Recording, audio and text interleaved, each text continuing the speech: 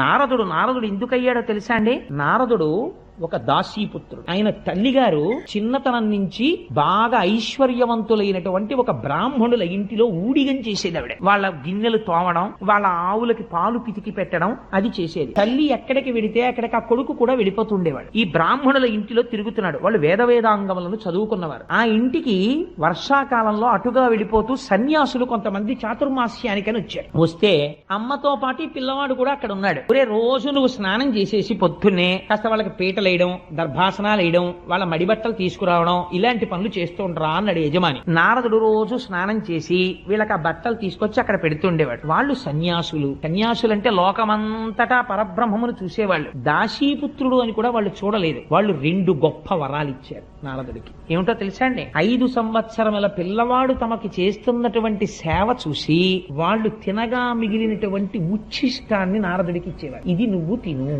వాళ్ళు మహాభాగవతులు. వాళ్ళు తినగా మిగిలినటువంటి భాగవత శేషాన్ని తిన్నారు. ఆ వచ్చిన సన్యాసులు పొద్దున్న లేవడం, భగవంతుడిని అర్చన చేసుకోవడం, ఆ వేదాంగాలు చదువుకోవడం, చర్చ చేసుకోవడం, మధ్యాహ్నం అయ్యేటప్పటికి భగవంతుడిని స్మరిస్తూ నాట్యం చెయ్యడం, పొంగిపోవడం చేసేవారు. ఈ పిల్లాడికి ఏం తెలియదు. కూర్చుని వాళ్ళ వంక చూసి ఎంత బాగుందో అని పొంగిపోతుండేవాడు. ఆఖరికి చాతుర్మాస్యం అయిపోయింది. వాళ్ళు వెళ్ళిపోతున్నారు. వాళ్ళు ఏమి ఇస్తారండి? ఇప్పుడు ఒక సన్యాసి వెళ్ళిపోతూ తనకి సేవ చేసిన వాడికి ఏమిచ్చి వెళ్ళిపోతాడు? అబ్బాయి, నువ్వు 1000 రూపాయలు ఉంచుకోరా అని సన్యాసి ఇవ్వడు కదా. అందుకని ఇప్పుడు వెళ్ళిపోతూ పిలిచి వాళ్ళు నన్ను పక్కన కూర్చోపెట్టి, ఒరే, నువ్వు రోజు లేచి మాకు ఉపకారం చేశావు, మాకు సేవ చేశావు, రా నీకు జ్ఞానం చెప్తామని కూర్చోపెట్టుకుని వాళ్ళకి కృష్ణ పరమాత్మ మీద ద్వాదశాక్షరి మహామంత్రాన్ని ఉపదేశం చేసేసి, ప్రణవోపదేశం చేసేసి, ఆ పిల్లవాడికి కూర్చోపెట్టి ఈ లోకమునందు మాయ ఎలా ఉంటుందో, సత్యం ఎలా ఉంటుందో చెప్పేశారు. చెప్పేగానే ఇంతకాలం అటువంటి వాళ్ళని సేవించి ఉన్నాడు.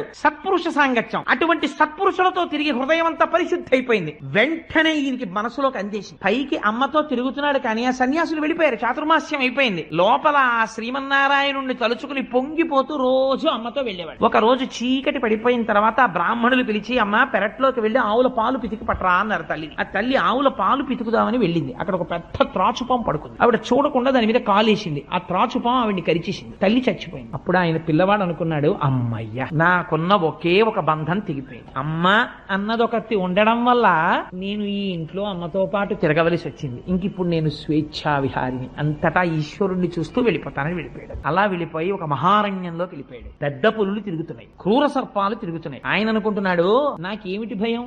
ఈ లోకమంతటా నిండి నిబిడీకృతమై శాసించేటటువంటి కారుణ్యమూర్తి అయిన శ్రీమన్నారాయణుడు ఇక్కడున్నాడని నాకు వాళ్ళు చెప్పారు.